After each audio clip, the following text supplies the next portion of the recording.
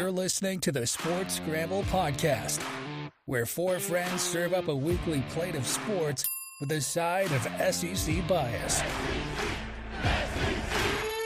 Now, here are your hosts, Chet, Jacob, Wade, and Tyler. Let's go!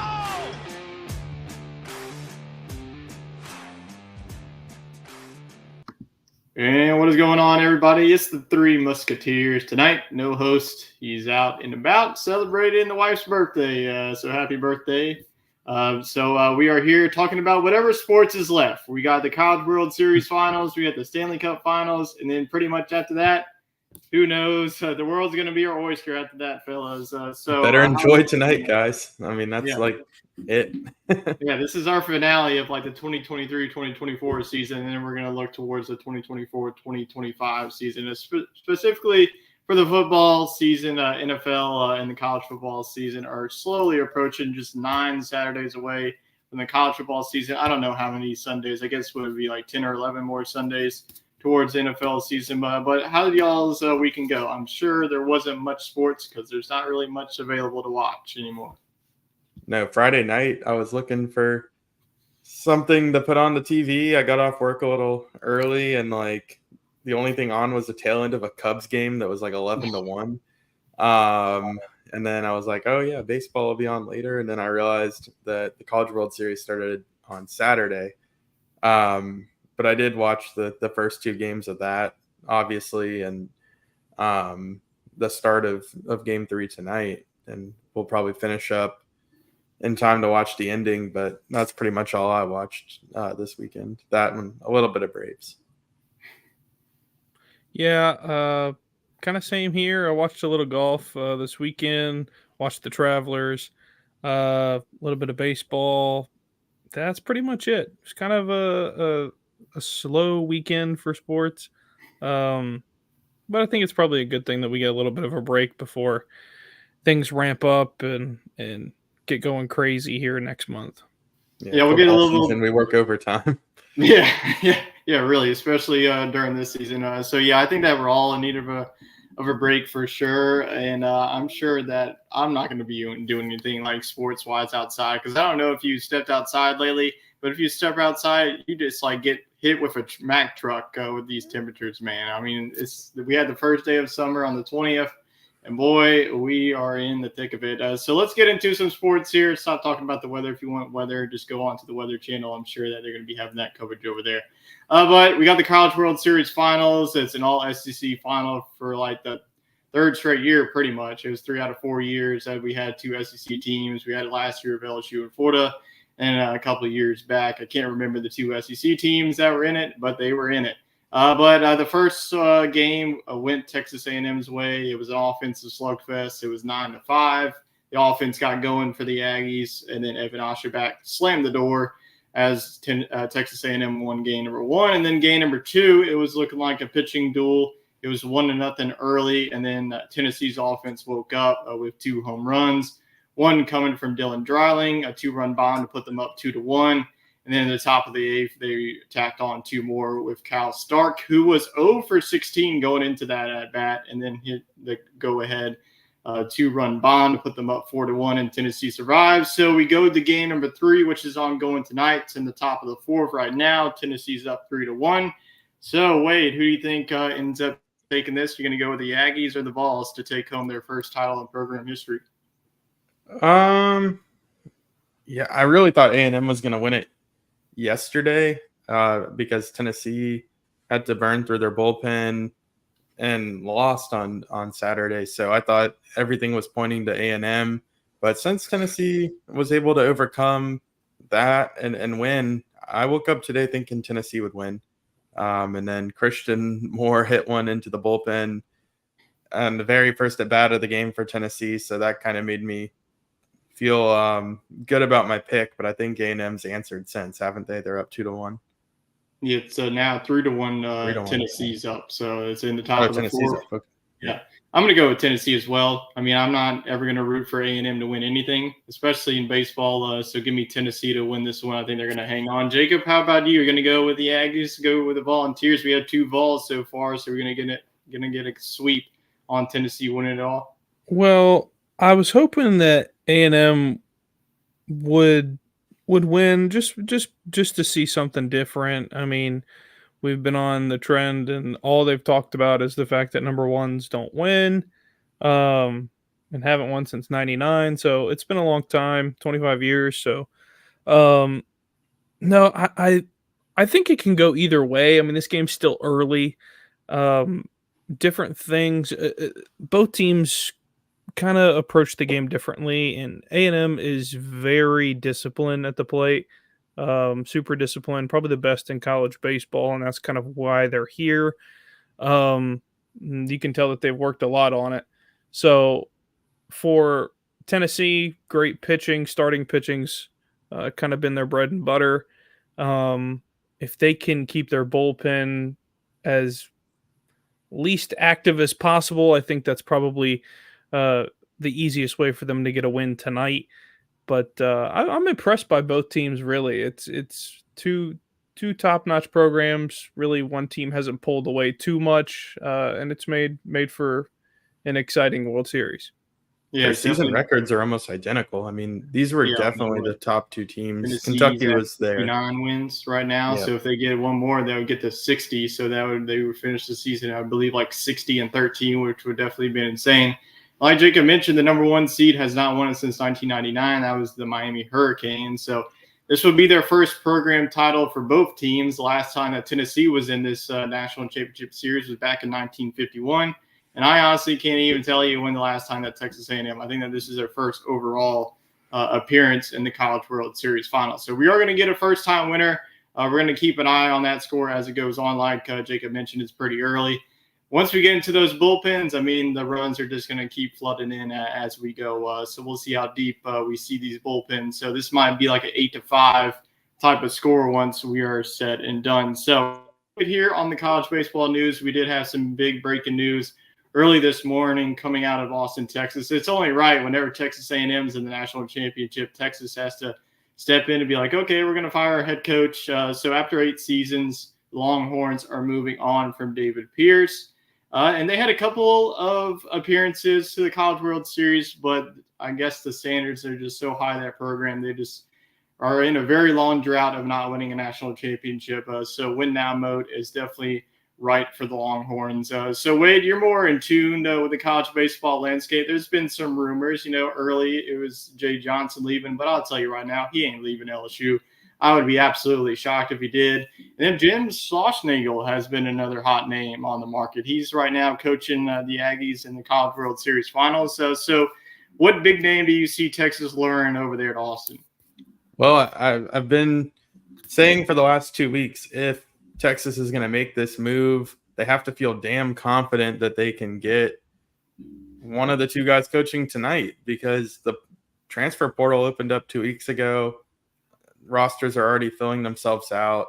So unless somebody, like Clemson's coach or Duke's coach or something like that, Wake Forest, unless one of them had a change of heart or didn't like their transfer portal class, it wouldn't make sense for anybody else to take this job, because the only 3 programs in the country that haven't been working the portal are Texas A&M, and Tennessee. So odds would tell you that it's coming somewhere from there. I don't know. I don't know if you leave A&M for the Texas job. Honestly, I think that the stadium and the resources in College Station are better at this point, and you don't have to work your way into a new conference. But I think for Tennessee, it's interesting. The facilities aren't there. They're coming. Vitello is kind of a flashy guy. I mean, I could see it. Apparently he has some personal ties there as well, but I don't know. My gut tells me that they're going to poach their rival, or their old rival and renewed rival, and hire A&M's coach. Yeah, I think if they swing and miss on either Schlossnagle or Vitello, I think they could poach one of those ACC schools. It's just a matter of if they are going to want to leave, because Texas is going to be joining the SEC. And, if you want to win a national title, I mean, you got to get to an SEC school because this conference is only going to get better. Oklahoma, this was just a team that made it to the regionals before getting bounced by UConn. And then Texas, they've been a program that's been, national seeds, College World Series appearances. So I think it's going to be a big name. I wouldn't be shocked if it's somebody from, G5. So it's definitely going to be a poach from a Power 5 school. So if they swing and miss on Vitello or Schlossnagle, I think I would keep an eye on Eric Bakich, the head coach for Clemson. And then, like you mentioned, Wake Forest is head coach, because he's definitely built a nice program over there, because that's a hard program to win at Wake Forest. That's been a school, like you mentioned, they haven't been to Omaha. They went to Omaha last year in 2023, but the past year that they went to it was back in 1950s. So we'll see what happens over there. So just something to keep an eye on for college baseball fans, because this Texas is definitely a big program, and whoever gets in there could definitely go to Omaha pretty consistently there with that fan base. So, but you do bring up a good point. I just think that, I think that the stadium is just like far lacking, especially with like the SEC that you're bringing in. Like, you see Duty Noble Field, you see Baum Walker. I obviously think that we could say that Alex Box Stadium is kind of a step behind too. So we will definitely keep an eye on that. So we will close the book for now on the college baseball talk. Let's get into some golf talk. I know we're talking golf back-to-back weeks. It's like a miracle on this show, and Chet's not even here to talk about it, but we're going to be talking about the Travelers Championship and what a tournament this was. And, of course, none other than Scottie Scheffler. He gets it done. 6 wins on the tour so far this year. So after the struggles last week at the U.S. Open at Pinehurst, he slowly turns it around, shooting 22 under overall. And then they ended up going to a playoff with Tom Kim. And then we had some protesters. The protesters, they should have got the memo. This is not the Valspar championship just quite yet, with their paint cans that they were throwing on the 18th green there. So, Jacob, you're our pretty much golfer. What do you think about this weekend's tournament and how Scottie Scheffler played? And Tom Kim, too, because he played pretty well. Or pretty much golfer. No, I thought it was a fantastic week, really. I think everything kind of started early on in the week. Golf course is absolutely the shortest one on tour. 6,800 yards on the PGA Tour is pretty short. That's your average in between white and tips at most golf courses. So it's not a super long golf course, and you can get after a lot of the par 4s and par 5s from the tee. First things first, third round, Cameron Young goes out and shoots 59. He's the 13th player in PGA Tour history to shoot 59, which was absolutely incredible. Definitely wild, and we've only seen one lower the record of Jim Furyk. He shot 58 at the Travelers a number of years ago. So it's definitely a very, very high scoring golf course. As we saw, the winners finishing 22 under. Tom Kim, Scottie Scheffler going to a playoff, and Scottie ultimately sticks one pretty close. Tom Kim misses the green, puts it in the bunker short. Chet and I were talking about that throughout the playoff, and about Tom Kim choosing less club and trusting the wind a little more. They did have to move the pin because of what had happened with the protesters. They decided to move the pin, so it's the first time that's ever happened. And they moved it about 10 feet further or closer to the front of the green, so the bunker kind of came into play a little more, which I thought was a wise choice. To keep it as close as possible, but also keep the challenge there. If you stuck it on the left side of the green, there's really nothing there to challenge them. So I thought it was pretty interesting that we saw threesomes to finish the tournament on a Sunday. Generally, we just see twosomes, so I was really surprised with that.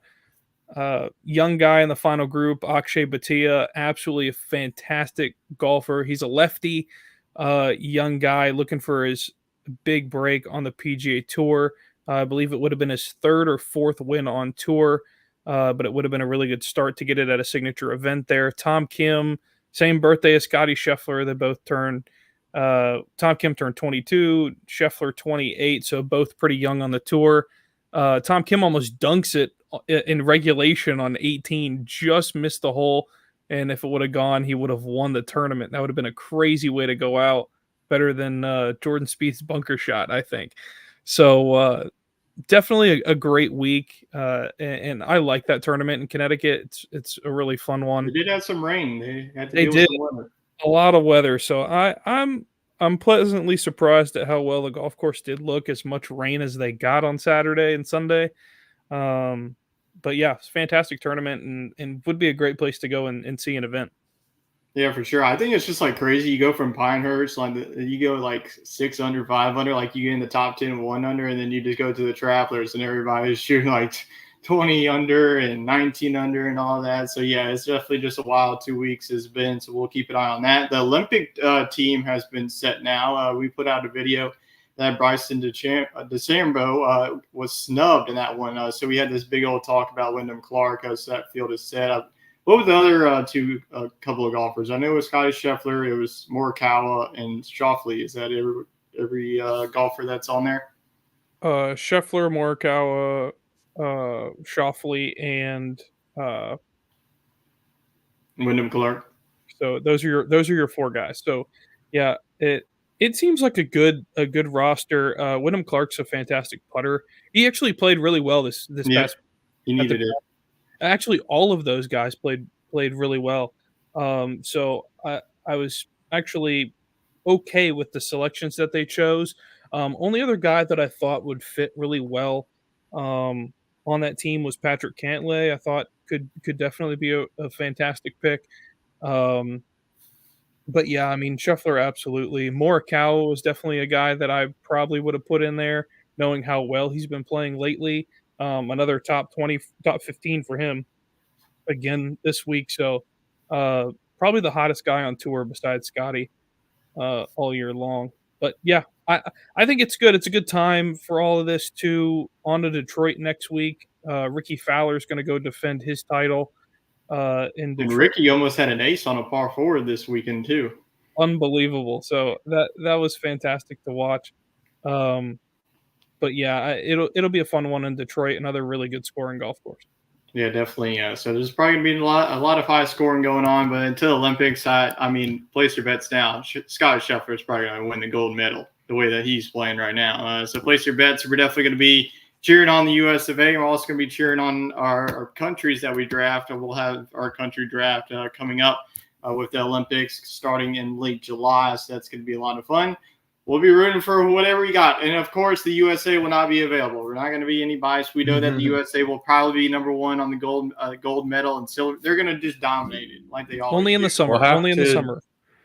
We'll have to stretch out the draft a little bit since we, are going to be fishing for content. We're going to do like tier 1, tier 2, and tier 3 countries. Since y'all gentlemen have done a lovely job with our college football dynasty organization, and I know we're going to get into the details soon, I'll take on the Olympics, and I will segment. You can be our Olympic committee, pretty much.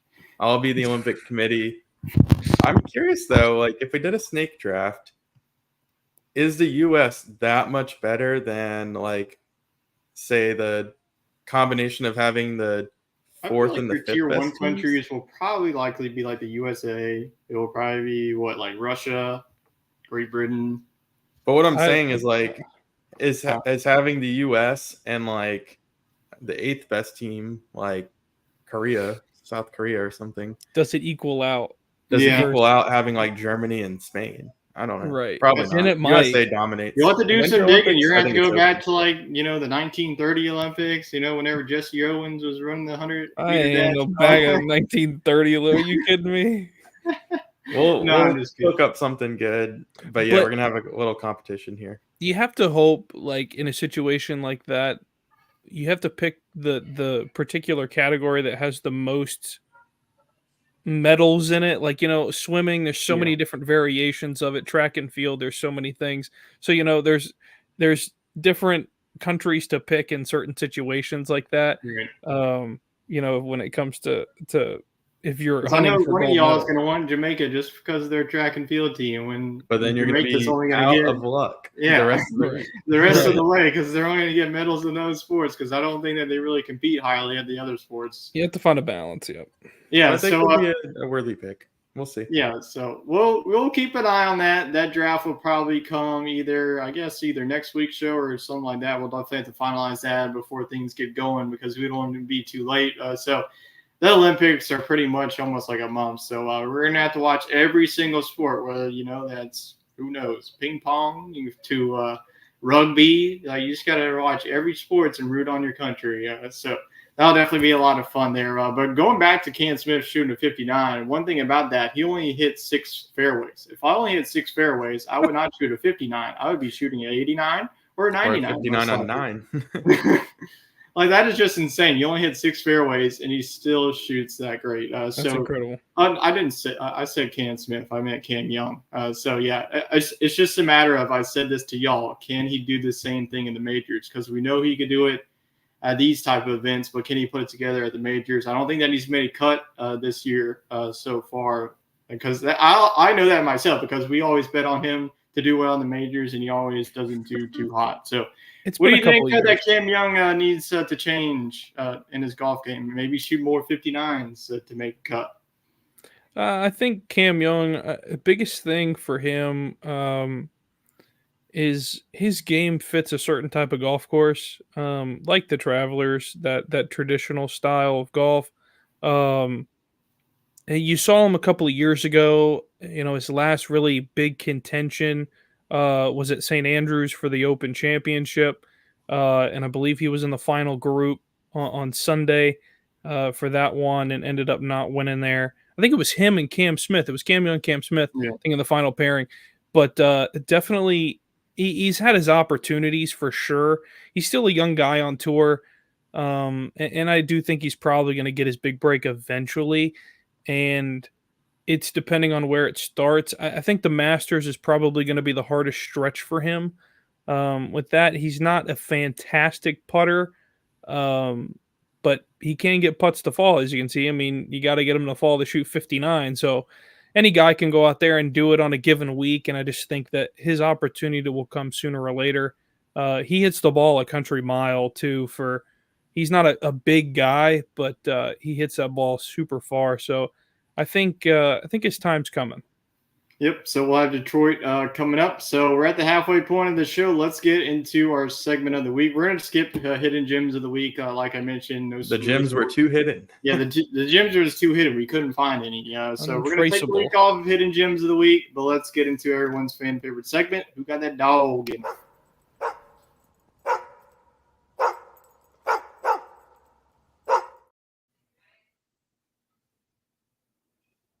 All right, I'm going to kick it off like we just mentioned, the Olympics, and I'm going to go back to the U.S. Olympic swimming trials. It just concluded at Indianapolis. I don't know if y'all watched it, but they put that pretty in cool. Lucas Oil Stadium, and that thing was bumping. So I'm sure, Indiana. If you want to be an elite swimmer, go to Indiana. Go to Indiana University. You want to go to Indiana State? Go wherever. If you're in Indiana, you're an elite swimmer, and show is Katie Ledecky.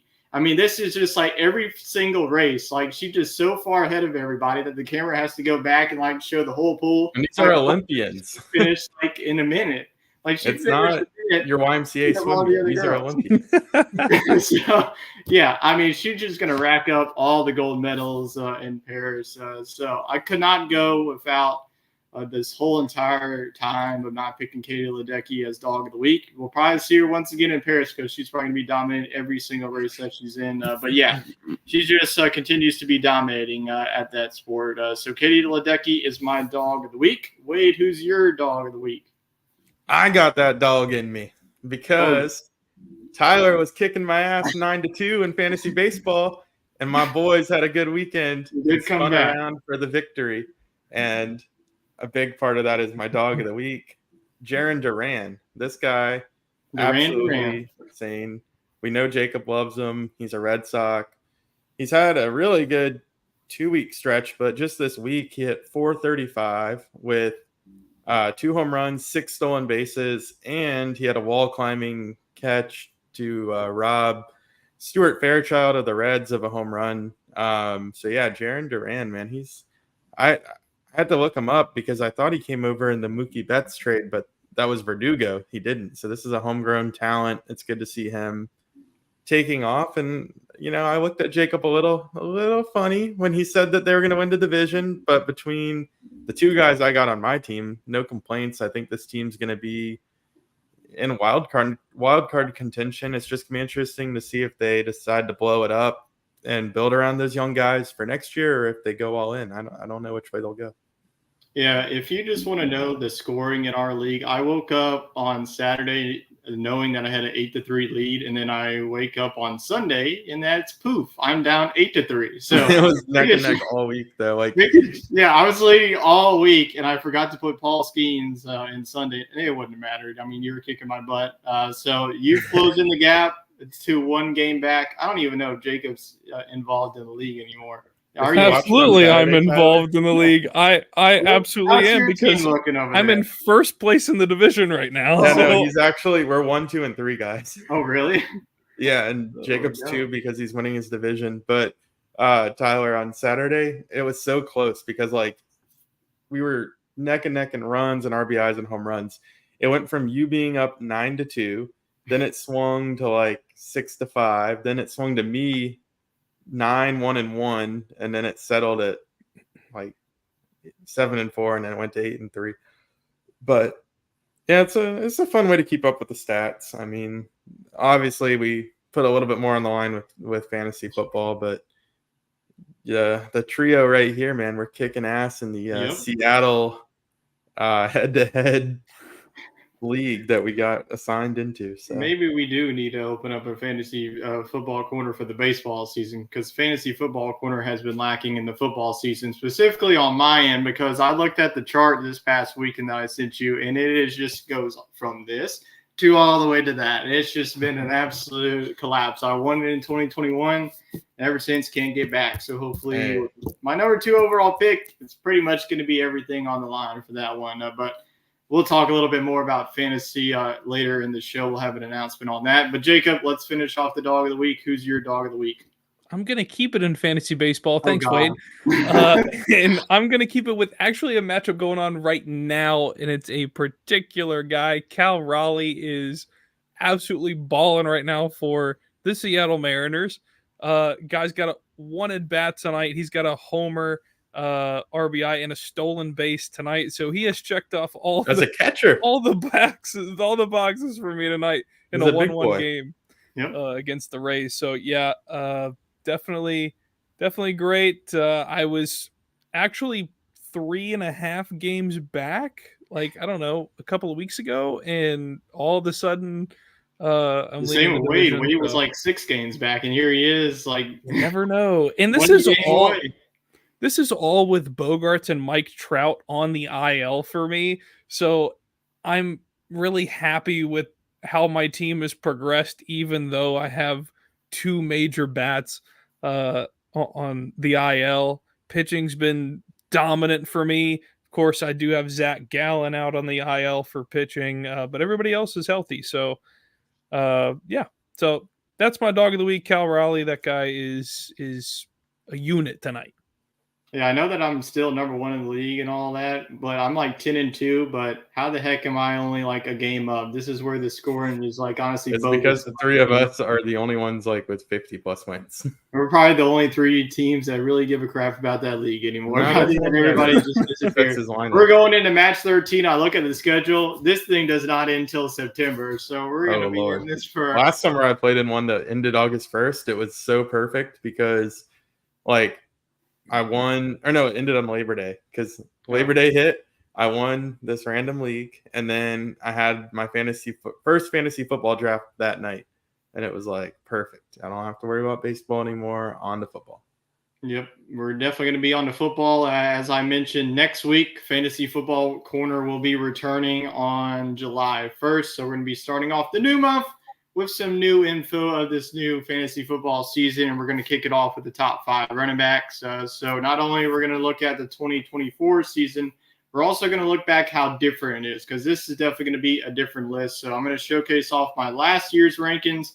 Y'all can probably be like, oh, he's an idiot for putting Bijan Robinson at number 2, because I actually did, and he did not perform as the number 2 running back. So the top 5 fantasy football running backs will be kicking off our fantasy season and our football previews as well. So definitely tune in the next week's show. We'll be having that. Let's get into some more championship talk. We have the Stanley Cup Finals going on, and our two teams have already scored. It's 1-1. So what was it like? So it was 20 minutes, so we're 15 minutes in pretty much. So the Panthers looked like they were just going to wipe the floor away with the Oilers. They were up 3-0, and then the Oilers was like, not so fast. We're just going to win 3 games. And it was not only just 3 wins. It was 3 dominating wins. They absolutely shut down the Panther offense. In Edmonton, scored like 8 in one game, 5 in the other. So this Edmonton offense has been rolling behind Connor McDavid. So let's get a quick pick from Wade before we get a more in-depth analysis from Jacob. So, Wade, who do you think takes home the Stanley Cup final tonight? You going to go with Edmonton coming back all the way from a 3-0 deficit, or go with Florida? Oh, man, they can't do it, can they? Like, that would just be so badass for Edmonton, but so gut-wrenchingly horrible for Florida. I don't know. I'm going to go with the numbers. Give me Florida. I mean, momentum definitely there for the boys up north, but it's just next to impossible to do. So, Jacob, who are you going to go in tonight's matchup to seal this off? The way things are going, I'm probably going to go with Edmonton. I'm going to take the Oilers to do it. Momentum, 3 in a row. They know what it's like to win on the road in Florida, so I think they can get it done. Bobrovsky's looked kind of a little shaky. Their defense has looked kind of meh. And I don't know. The Oilers have been physical, aggressive. Skinner's been standing on his head in net, so I'm really impressed with how well Edmonton kind of turned this series around. It's almost like they were just kind of tooling with them and just said, here you go, win the first 3 games, and here they come right back. And ultimately, the travel, I think, gets to teams too in this situation too. I mean, the only other road trip I think that's longer than this is Boston to Vancouver. I mean, this is Edmonton to Miami. I mean, that's a long way. So that's quite a road trip there for both of those teams. But yeah, both teams got out to a quick start. So I'm kind of impressed. Chet and I put in a little bet together this evening on the Stanley Cup final. And I wasn't totally enthralled with it, but we went for it anyways, because why not? Chet's been winning some money. I don't know how, so I figured I'd jump on the train. On whose account? Not mine. I know. I ain't won anything in a long time. You haven't won one ever. So it's yeah, I think it's pretty good that these two teams are competing for the Stanley Cup. I mean, Florida's never won it. It's kind of like the baseball thing. I mean, you got Florida Panthers have never won the Stanley Cup, and Edmonton hasn't won a Stanley Cup in well over 25 years. So it's kind of impressive to see both of these teams here. It's McDavid, Tkachuk battle. So I'm here for it. I think if they win, Connor McDavid kind of cements himself in Edmonton forever, in that kind of legacy. Not to Gretzky's level, but because nobody will ever catch that. But it would be great to see them do it, as much as I want a U.S. team to win it. But yeah. This isn't the Olympics, so I don't really care. But I'm going to go with the storyline, too. I mean, you come back 3-0, you might as well complete it all to complete the storyline. And for Connor McDavid to finally get his title. So I'm going to go with the Oilers. I think that they get it done. So give me Edmonton. I know you said like it's pretty much been 25 years, so it would be like a new trophy to them pretty much, because that's a long time to go without a trophy. The funny thing is that like these games have not really been close. One game was close, and that was it. Like the first game, 3-0 Panthers. Second game, 4-1 Panthers. Third game was a 4-3 final Panthers. And then after that, Edmonton just decided to pour it on. 8-1 in game 4, 5-3 in game 5, and 5-1 in game 6 the other night. So it has been very high scoring. Chet and I took the under for goals at 5.5. So I'm hoping we stay under. 1-1, so you better hope those goalies just like become a brick wall the next couple of periods. So what about it's been a while since we've seen an overtime in the Stanley Cup Finals. I would love to see overtime. Winner. Overtime winner in Stanley Cup Finals. It's been a long time. I think the Kings were the last to do it. Yeah. back in, I don't know, 2014, 15. So it's been a long time. And it's been a long time because if you remember last year, whenever Vegas won, they won 9-3 in the final game to win the Stanley Cup final. So hopefully we get a better game tonight, and we will definitely keep an eye on that. I mean, whenever that game ends, we're going to be wrapped up with this show, same with the College World Series Finals. So we'll have two champions after the night. Someone will be joining the Boston Celtics as they won their 18th crown. Not really going to talk too much about it. I mean, we're pretty past that. But congratulations to the Celtics. I think pretty much everybody. I'm gonna go ahead and shut up. Jacob pretty much said this before the season started that the Celtics, this was going to be their year. So, what do you think about the Celtics? I mean, it was pretty dominating fashion, beating the Mavericks. I mean, that wasn't really much of a series. It was pretty boring and pretty exciting if you're a Celtics fan. It was a business trip. Yeah, that was something else. I thought that this was the year for the Celtics. I mean, first things first, I think Joe Mazzulla was the right guy after Brad Stevens. And then they had that absolute nightmare and kind of got back on track. Stevens came back for an executive position. So I thought it was right. Joe Mazzulla was a young guy to lead a young group. I mean, all those guys on that team are young, with the exception of Al Horford, who's pretty much their grandpa. But it's and you only had Kristaps for like a couple of games because he got hurt again. Right. And Kristaps Porzingis, that guy saved the Celtics against the Pacers when his first game back, putting up absolutely everything, just throwing it up. Seeing a 7-footer throw it up from 28, 29 feet and drain, it's weird. And he has the long ball. I think Luka taught him how to shoot the long ball before he left Dallas and said thank you very much. But I think Al Horford's probably done. Little note on him. I think this is probably it for him. Retired. I think he's done. He got his title. Yeah. So for him, it's good. Jaylen Brown, Jason Tatum, they're going to throw the absolute bag at both of them to keep them in Boston. And the long story of every analyst that talks about right after the finals, are they going to build a dynasty now? I don't know if Boston's going to build a dynasty. I do think they're the best team in the East by far. Could they beat the best team in the West? Questionable. I think it's probably a toss-up there. I mean, that's going to change every season. I mean, you saw the Thunder came out of nowhere. They're the number one seed 2 years ago as the Nuggets. So, who knows? You got to keep in mind the Grizzlies, they were pretty much like a G League team this year. They're going to be back and healthy, so they're going to be right back in the mix in the playoffs. Right. You're going to have teams that are going to struggle season to season just based on what happens within their organization.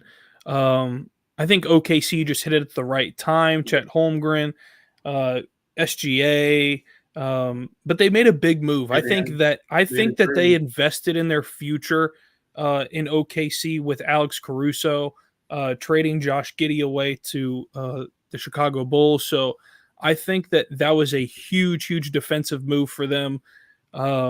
Fantastic passer. Him and SGA in the backcourt would be a fantastic duo. So I think that OKC is going to stick around for a few years at least. Dallas will probably stick around as well. But everybody's kind of asking the question of where are the Golden State Warriors? My thing is I think the Golden State Warriors took too long with the system that they have and the people that they have. I think they just kind of invested too much in. Yeah, they just invested too much in that thing and really just didn't look at the future. And the problem is they really didn't build upon behind Clay and Steph, and it really really hurt them in the long run with their young guys. But yeah, I think it'll be fantastic. The West I think is finally going to come back this next year and be dominant. And of course, there's a lot of news in the West too, with the team in particular. Well, let's get right to it. JJ Reddick is going from hosting podcasts like us and can be on ESPN to being the head coach of the Los Angeles Lakers after the Lakers swung and missed with Dan Hurley. I guess this was their next best, even though that I mean, I have some question marks. I mean, this is literally the dude's first head coaching job, and it's the biggest job, and you have to deal with LeBron James. So I'm going to open up the floor. What do y'all thought about the hire? How do you see the Lakers moving forward? Because I don't think it's going to be pretty this season. It's a personality hire, to be honest. I mean, I don't know. I feel like every team in every sport now is trying to go this route. Hiring a young guy, either that is an analytics whiz or hiring a young guy that just got done with his playing career. Seems to be your two options. And we've seen it work in some instances, and we've seen massive collapses in others. But no, I don't think it's going to work, though. I feel like you got LeBron, who was just playing alongside JJ Reddick within the last 3 years, and LeBron's always been a guy that's pushed around his coaches. I don't think Reddick's going to be established enough to set the tone. So I think that the team naturally could have success because you have one of the best players of all time, and you're going to get some help in the draft. But I don't know if the coaching is enough to put it over the top. I agree. Yeah, I'm with you guys too. I don't think that this is the right move for the Lakers. I don't think Dan Hurley was ever going to take that job to begin with. I mean, that was a headline. Why would you leave? And college basketball is just so much better overall. You don't have to deal with a bunch of divas. Right. Yeah.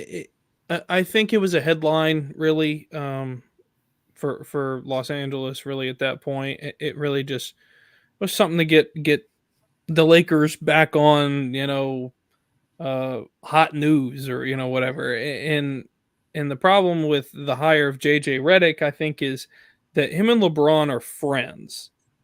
I mean, they're very similar in age. They're buddies, and I think that's probably going to present problems. Tyler, like you said, LeBron has gone after some coaches in the past, and I don't think this will be any different. I think no love will be lost between their relationship at the end of it all, because at the end of the day, they make money, to win. They get paid to win games and win championships. And if LeBron's not doing that, then he's going to be pretty PO'd.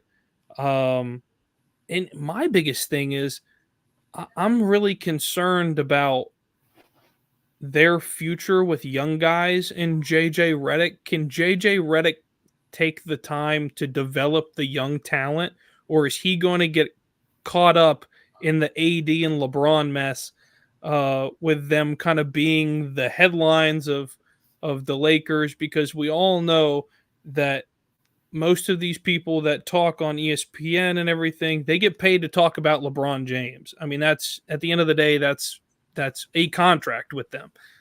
It's not a hidden story or anything. They get paid to talk about LeBron. They talk about him, in the middle of the off season, and there's just, he's sitting on the beach in Turks and Caicos. Like, it's really, there's no,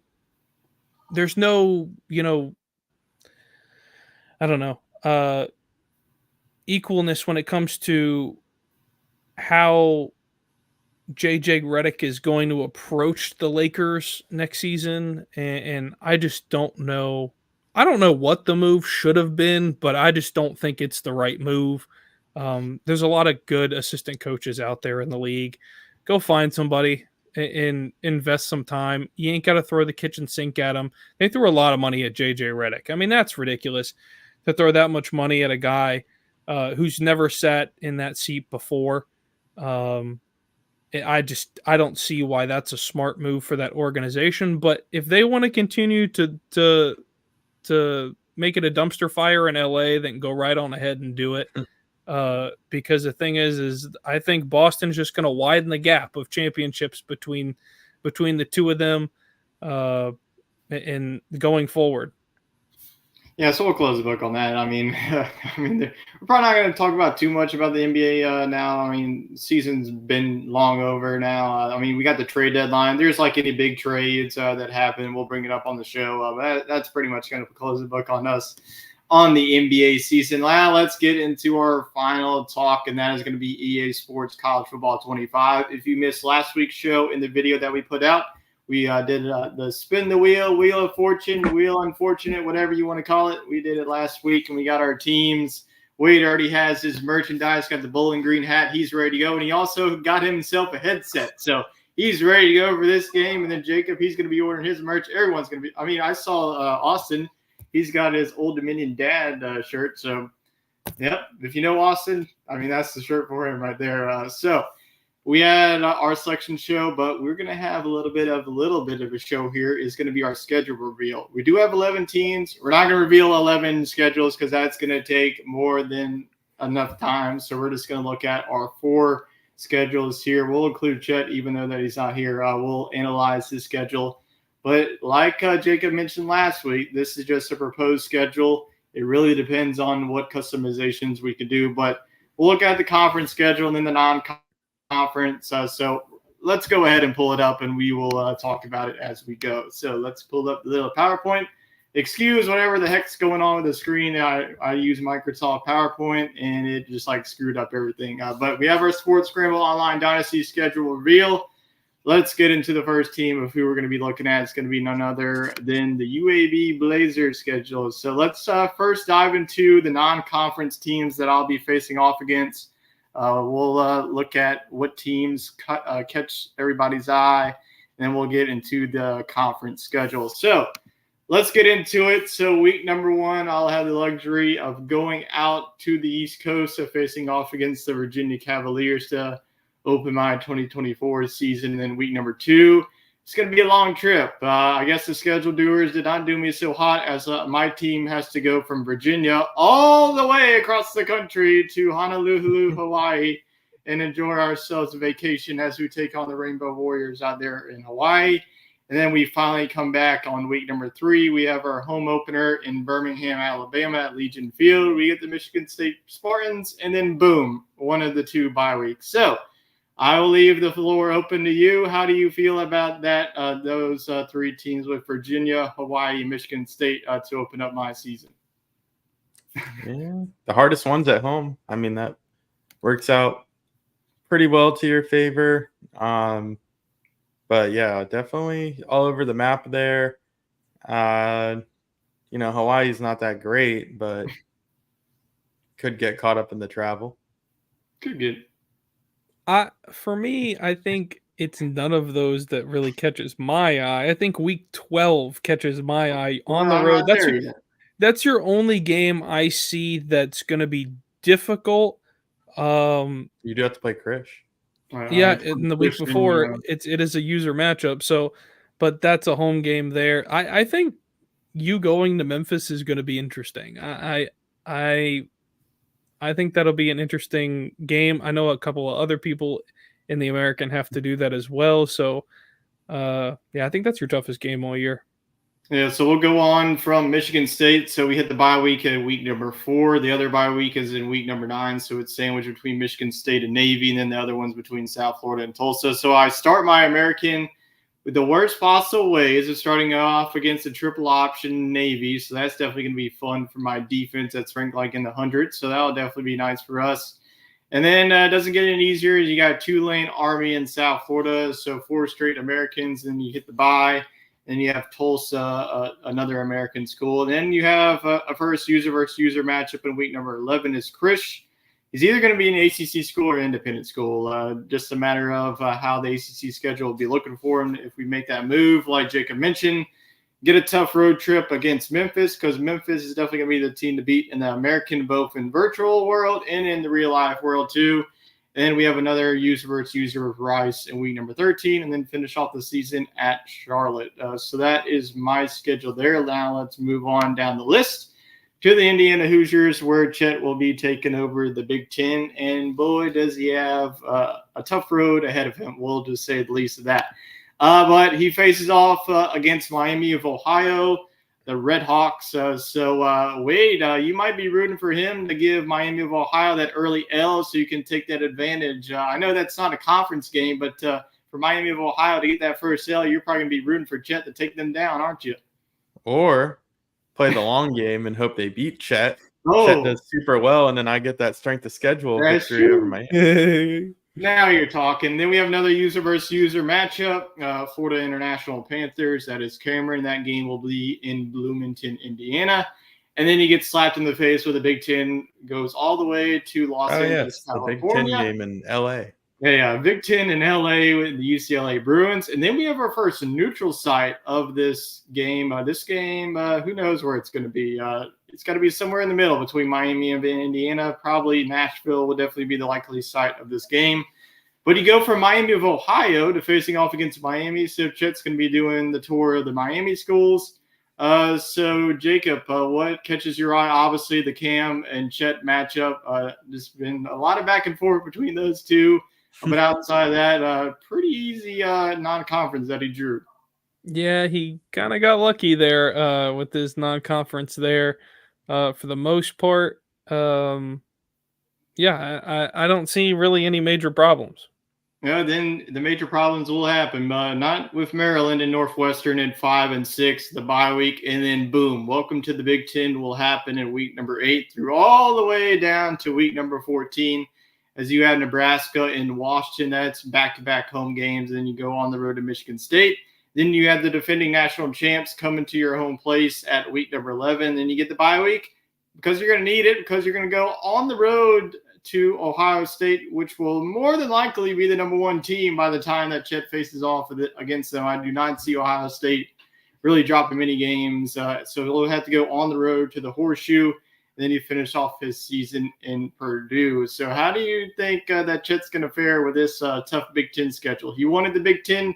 He gets the Big Ten right here. Yeah, I think he's going to probably, he's not going to contend for the Big Ten championship based off of his team's abilities, but the user abilities could, put him over the top a little bit. Maybe he'll pull off an upset, but if he goes 9-3 with this bunch, that would be pretty good. He could be looking at potentially a New Year's 6 bowl game. Yeah, I think the swing game will be week 2 if he drops that one at Cameron. I do not see a 9-3 schedule. I see an 8-4, maybe 7-5, because Ohio State and Michigan, those are the 2 toughest Big Ten games. Washington, they're still going to be good. They're going to going on the road to UCLA. That's not going to be easy. You never know with Miami. Miami could be a team that's definitely beatable, and then they could be a team that could beat you anytime. So Jacob, you're Mr. Big Ten. So let's go in your eyes. Chet's been talking about that the Big Ten's so easy. Do you think that the schedule is easy for him in season number 1 with Indiana? I don't think so. I think having Michigan and Ohio State there at the end of your schedule is going to be pretty difficult. I think Nebraska is going to be a team that you can't sleep on either. Nebraska, Washington, that stretch I'm also looking at too. I could see a 5 losses on his schedule, possibly just based off of a user matchup early, dropping a game potentially to either UCLA on the road or that neutral site against Miami, a loss either Nebraska or Washington could happen. And then, of course, Michigan and Ohio State. I don't see him beating either of those 2 teams. All right, let's get into our third representative here from the podcast, and that's going to be the Bowling Green Falcons schedule. So let's see how many games are going to be on Tuesday night and Wednesday night. Who knows the way that the MAC plays, but let's get right into it.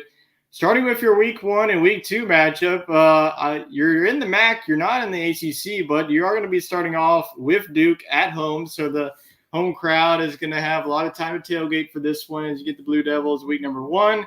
Then in week number 2, you have to go on the road to Chapel Hill, North Carolina, and you get a pretty early bye week. So either you're going to be thankful for the bye week, or you're going to be pretty excited with the 2-0. So how do you feel about starting off right out the gates with 2 ACC schools to start off your season?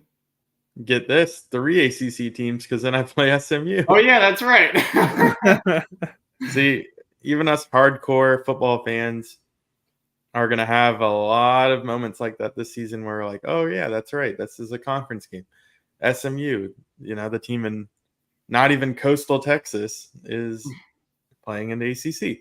But, yeah, I think that if you got to draw some Power 5 opponents, these are the ones to draw. Better Not than the saying ones you had. Huh?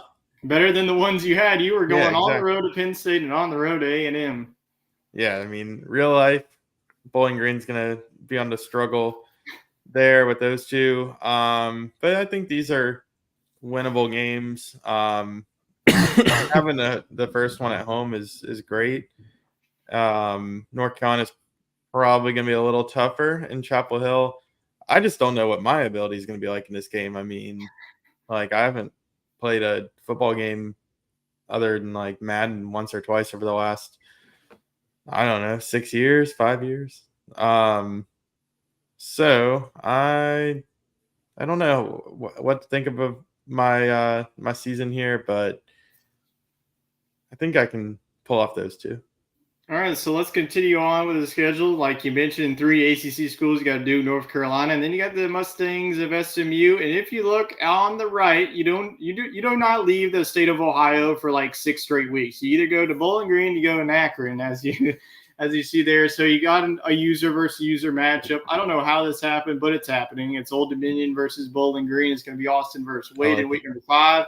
So circle that one. Then you get right into the action with the Akron Zips in week number 6. You get Northern Illinois, Kent State. So you get 2 back-to-back home games. And then probably your toughest MAC game that you're going to be having all seasons, Toledo.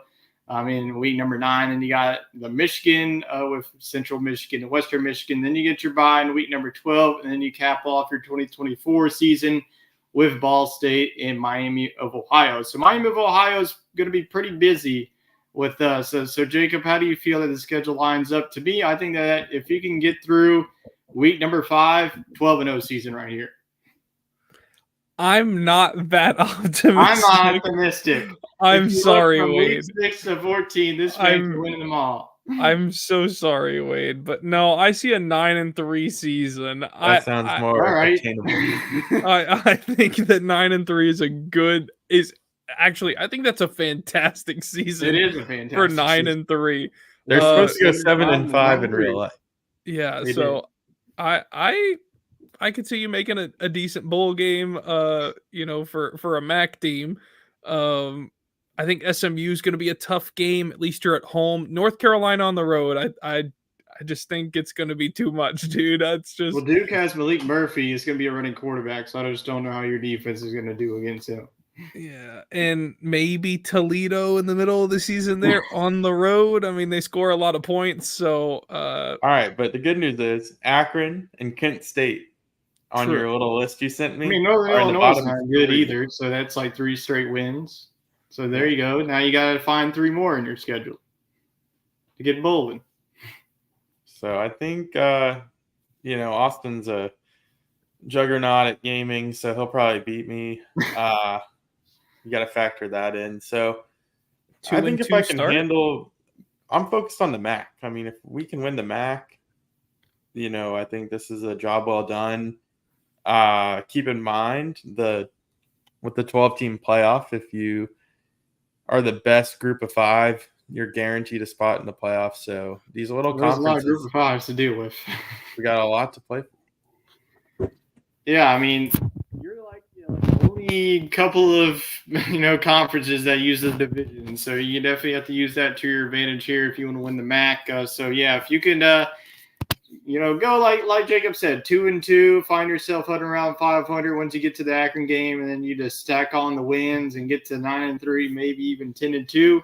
Definitely going to be a fun season over there in Bowling Green. Definitely like to be excited for. So let's get to the Baylor Bears. Jacob, you're pretty much our only Power 4 representative that might be good. I mean, Baylor's coming off of a 3-9 season, so you never know with them. Our other representative is Vanderbilt. They're coming off of a 2-10 season. They're going to have an absolute gauntlet in the SEC.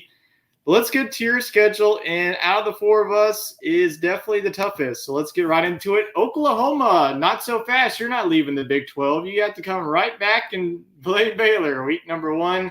That's going to be a neutral site and likely going to be in Jerry's World at Arlington, Texas. It just makes absolute sense.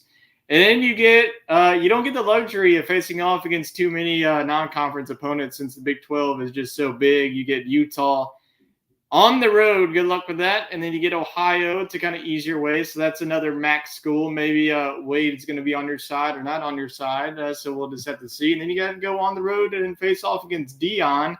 And then you have BYU and Iowa State. So, Wade, that's definitely a tough stretch. How do you think that Jacob's going to navigate through pretty much a pro Big 12 schedule out the gates? Yeah, this is a tough one. You got Cam Rising, who's probably going to be one of the higher-rated quarterbacks. For Utah, they're going to be a pretty trendy pick to win the conference year one. They're going to inflate Colorado. Colorado's going to look way better in the video game 99 than they will in real life. And unfortunately for Mr. Jacob, you're not controlling that defense. So I have a feeling Shedeur is going to be the Heisman in many of these simulations. So I could see that one being a loss just because it's really out of Jacob's control. But I think BYU, Iowa State, definitely winnable games. I think if you drop 2 out of those first 6, you're in good shape. And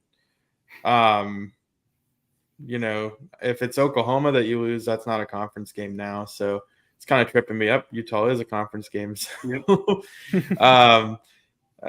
Anyways, I think 4-2 through that stretch would be pretty good. Are you looking at the first 6 games, Jacob? What's the one that you're circling that you need to win to have success in 2024?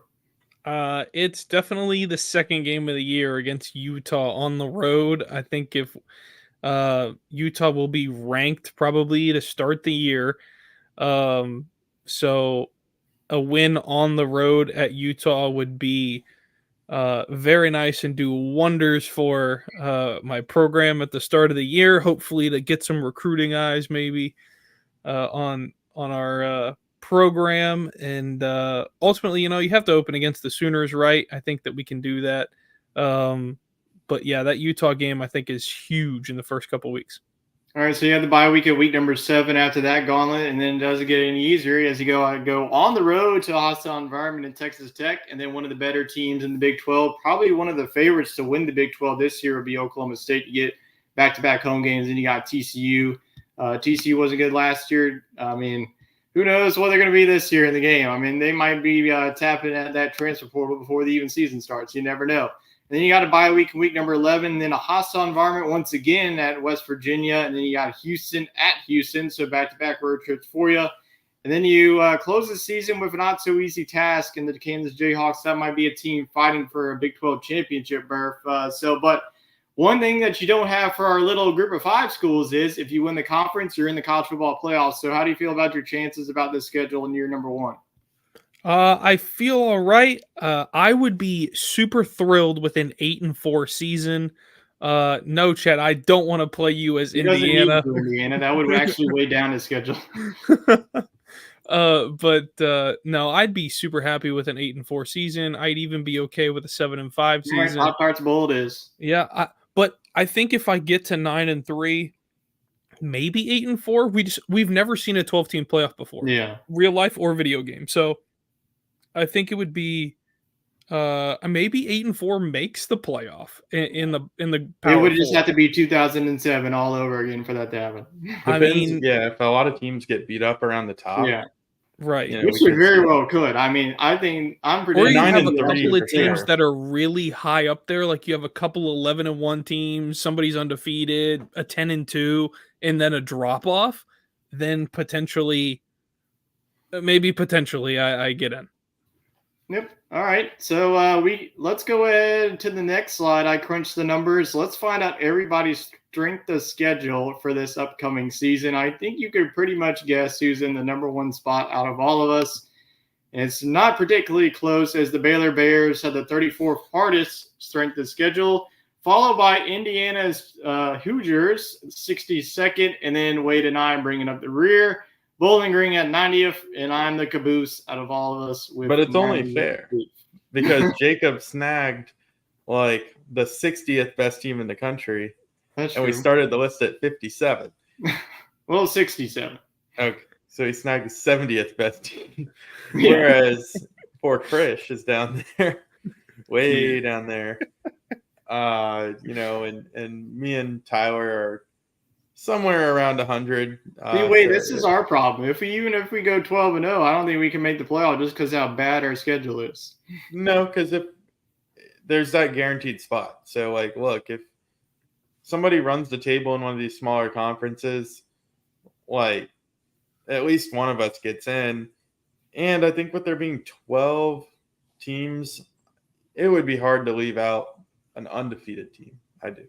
That is true. Well, it's going to be a battle of who's the best out of you guys that aren't in the Power Four. Everybody outside of me and Chet.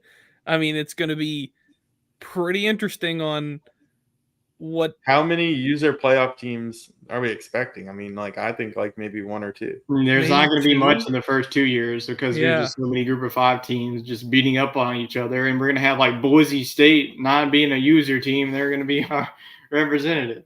You just don't know. Like, one of you guys could be the representative. And that's why every single one of your games matter. Like, even if you're not playing each other.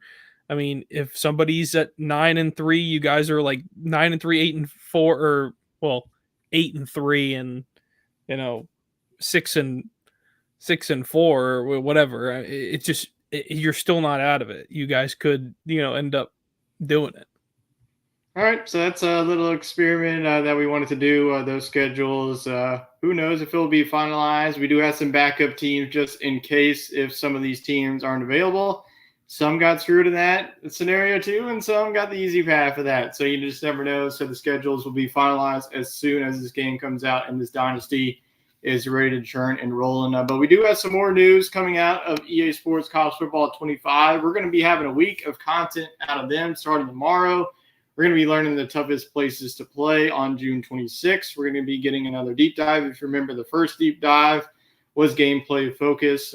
This is now going to be the sights and sounds. So maybe hearing more about what specific sounds, we know Mobama is going to be in the game. We know Zombie Nation is going to be in the game. What else is going to be in the game? Well, we'll find out on June 26th.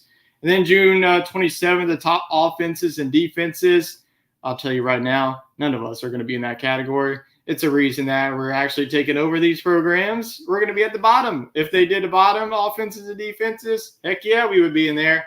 And then June 28th, I think we're all going to be keeping our eyes on this one, is the overall team power rankings. So it'll definitely be interesting how the power rankings that we used for our selection show last week. So we will see if we're not going to change any teams. I mean, if Baylor is like the top 50 team, stick with them. I mean, they're coming off of a 3-9 season. So I do want to go back. Really lucked out, honestly. Yeah. And we got a good spread against all the conferences, really. So I do want to go back to the toughest places to play. What do y'all think is going to be the top 5 toughest places to play in this game? I think LSU, Penn State, probably Michigan since they're coming off the championship, Ohio State, then probably Alabama, but I don't necessarily know that.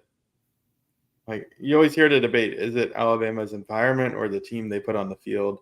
But I think the team plays into it. So, I think there's always that fear factor of playing Alabama, and part of it is the crowd.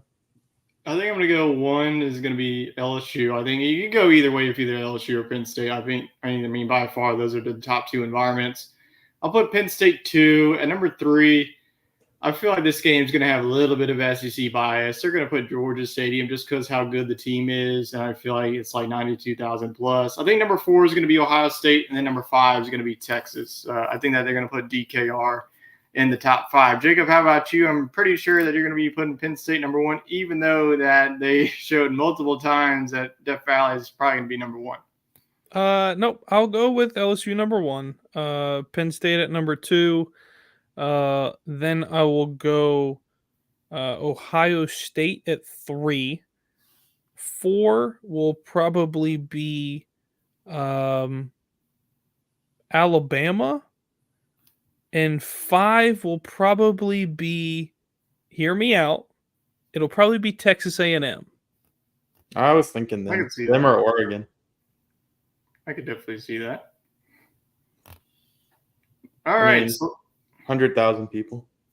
Yeah, they do. They get rowdy. I mean, it's one of the bigger stadiums, so it's either going to be like Michigan or Texas A&M vying for that one. So we will definitely see. We will learn more about the top environments tomorrow.